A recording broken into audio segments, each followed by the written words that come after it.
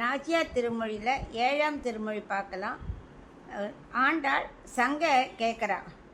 கற்பூரம் நாருமோ கமலப்பூ நாருமோ திருப்பவள செவ்வாய்தான் தித்தித்திருக்குமோ மறுபொசித்த மாதவன் தன் வாய் சுவையும் நாற்றமும் வெறுப்புற்று கேட்கின்றேன் சொல்லாழி வெண் சங்கே. இப்போ இதுக்குள்ளே அர்த்தம் பார்க்கலாம். அவள் சங்கத்திட்ட கேட்குறா.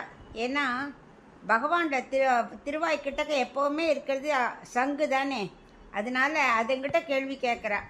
இனி அதாவது பகவான்ட பவளம் போன்ற திருவாய் எப்படி இருக்கும்? கற்பூரம் மாதிரி நல்லா மணக்குமா, இல்லை தாமரைப்பூ மாதிரி மணக்குமா, இல்லை நீ தான் எப்போவுமே அவட வாய் அமுதத்தை அனுபவிச்சுட்டே இருக்கியே, அது தித்தித்திருக்குமா? ஏன்னா அவர் எப்படிப்பட்டவர்? குவளையாப்பிடங்கிற யானையை முறிச்சவர் இல்லையா, அப்படிப்பட்ட மாதவன்.